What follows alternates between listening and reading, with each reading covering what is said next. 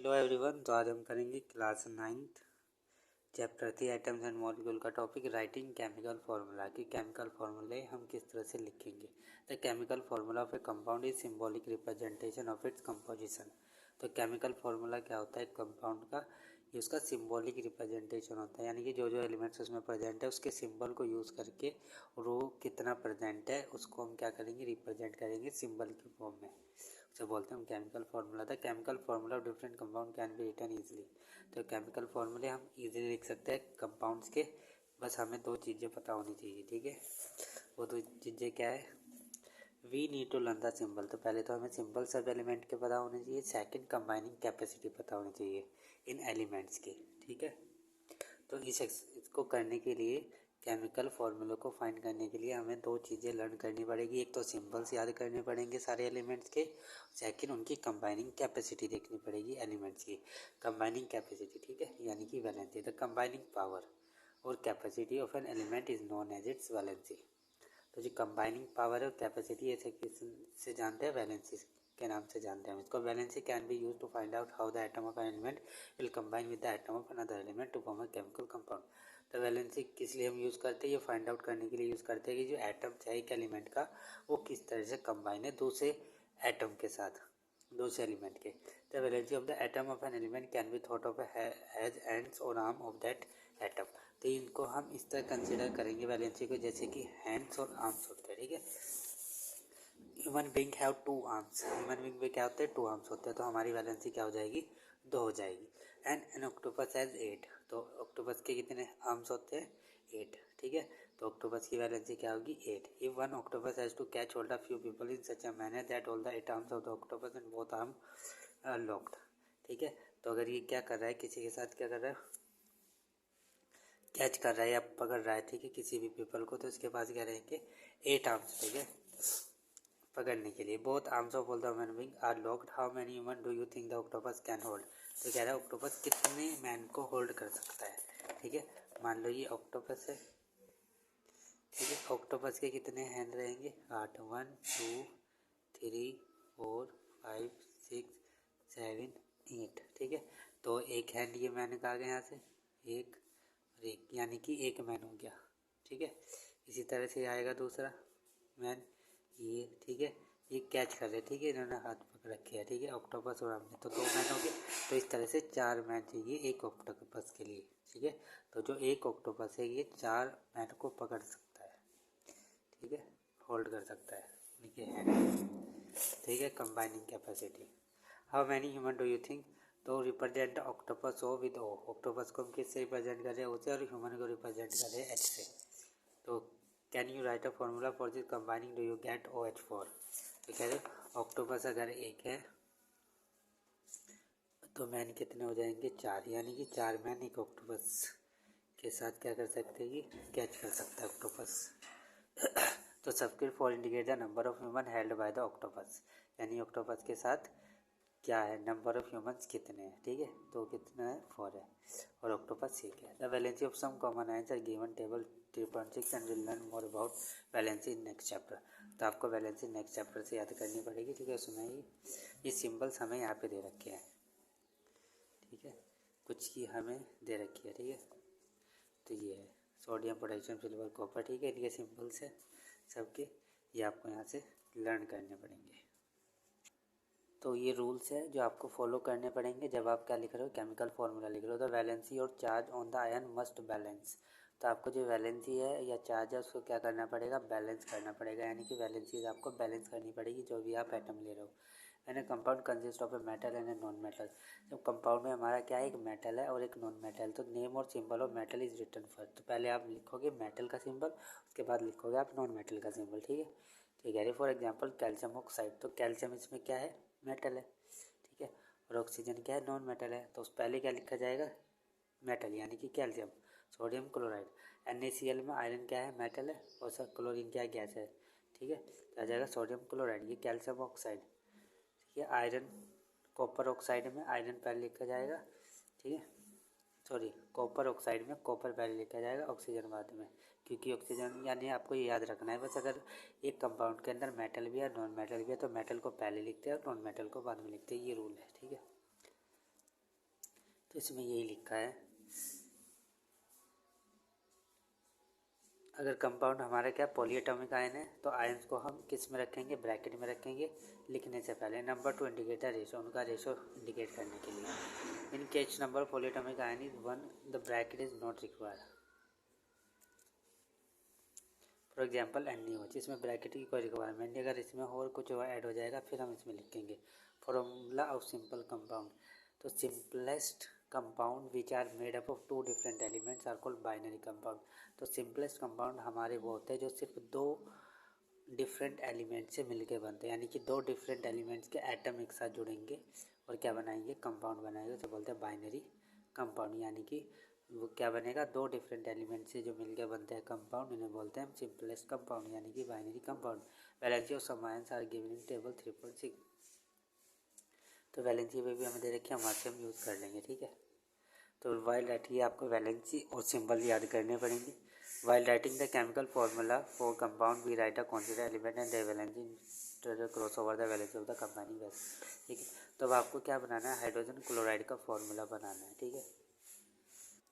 तो आपको किसका फॉर्मूला बनाना है, हाइड्रोजन क्लोराइड का, ठीक है। ये ऐसे लिखा है, इसको सिंबल के फॉर्म में लिखना है, हाइड्रोजन क्लोराइड, ठीक है। तो देखते हैं कैसे लिखेंगे। तो पहले लिखेंगे सिंबल्स इनके और इनकी फिर वैलेंसी लिखेंगे, ठीक है। तो हाइड्रोजन का सिंबल क्या है, H है, और क्लोरीन का सिंबल Cl है। ये वैलेंसी 1 होती है और इसकी भी वैलेंसी 1 होती है, ठीक है। फिर इसके कर देंगे इस तरह से क्रॉस मल्टीप्लाई, ठीक है। तो ये क्या आ जाएगा, तो जो हमारा केमिकल फार्मूला बनेगा, तो फार्मूला क्या हो जाएगा, फार्मूला हो जाएगा HCl यानी कि H1 और Cl। तो इसको हम सिंपली लिख देंगे HCl, ठीक है। सेकेंड हमारे पास बनाना है हाइड्रोजन सल्फाइड का फॉर्मूला, हाइड्रोजन सल्फाइड, ठीक है। ये आपके एनसीईआरटी बुक में है सारे क्वेश्चन। तो सिंबल लिखेंगे हाइड्रोजन और इसका सल्फर का सिंबल क्या होगा, S। हाइड्रोजन की वैलेंसी होती है 1 और सल्फर की वैलेंसी होती है 2। क्रॉस मल्टीप्लाई करेंगे, 2 इसके साथ आ जाएगा, ठीक है, H के साथ H2 और H के साथ आएगा 1। तो ये बन गया हमारा फॉर्मूला, ठीक है, H2H, ठीक है। इसी तरह से हम कार्बन टेट्राक्लोराइड का लिखेंगे, कार्बन Cl, ठीक है। तो कार्बन की वैलेंसी होती है 4 और इसकी होती है 1। तो कार्बन के साथ तो आएगा 1 और Cl के साथ आएगा 4, ये आएगा कार्बन टेट्राक्लोराइड। इसी तरह से मैग्नीशियम क्लोराइड का है, मैग्नीशियम का सिंबल होता है Mg और क्लोरीन का सिंबल होता है Cl। मैग्नीशियम की वैलेंसी होती है 2 और क्लोरीन की होती है 1। तो Mg के साथ तो आएगा 1 और Cl के साथ आएगा 2। ये बन गया हमारा मैग्नीशियम क्लोराइड का फॉर्मूला, ठीक है। इसी तरह से फिर आपका है यहाँ पे एल्यूमिनियम ऑक्साइड, ठीक है। तो एल्यूमिनियम की तो वैलेंसी होती है 3 और ऑक्सीजन की होती है 2। तो इसके क्रॉस मल्टीप्लाई करेंगे तो फॉर्मूला क्या बन जाएगा आपका, Al2O3 होता है हमारा L। अब बनाएगी इसी तरह कैल्शियम ऑक्साइड का।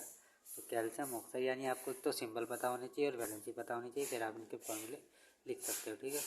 तो इनकी वैलेंसी कितनी होती है, इनकी वैलेंसी होती है आपकी 2 और ऑक्सीजन की भी 2 होती है। तो ये ऐसे बनेगा यानी कि Ca2 और O2 यानी कि क्या है ये CaO। तो वह सोडियम नाइट्रेट, क्या है, सोडियम नाइट्रेट का फॉर्मूला कैसे लिखा जाएगा, ठीक है।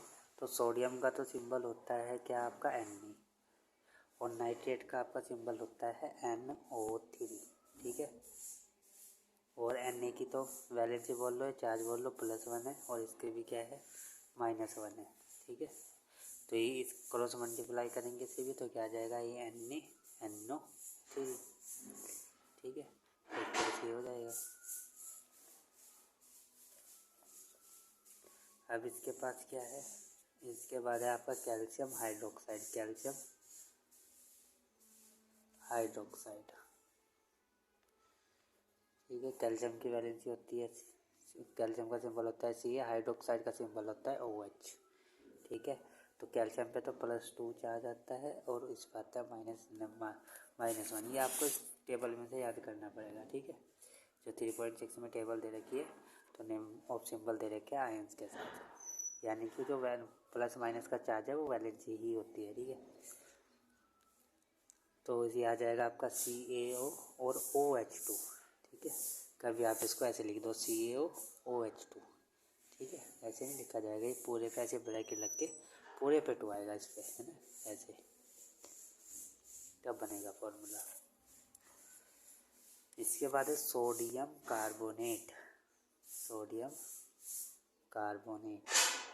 में होता है आपका Na, ठीक है, और इसका होता है CO3। Na पे होता है प्लस चार्ज यानी 1 और इस पे होता है 2 नेगेटिव, ठीक है। तो ये आ जाएगा, तो Na2 और CO3, ठीक है। फिर आप 1 लगाओगे तो कुछ नहीं होगा, ठीक है। तो सिंपल आप CO3 लिख सकते हो। फिर इसके बाद है आपका अमोनियम सल्फेट। अमोनियम का फॉर्मूला होता है NH4 और सल्फेट का होता है SO4, ठीक है। अमोनियम पे होता है +1 चार्ज और SO4 पे होता है -2 चार्ज, ठीक है। इस पे ऐसे करेंगे यानी क्या बन जाएगा आपका बनेगा NH4 2 और SO4 अमोनियम सल्फेट, ठीक है।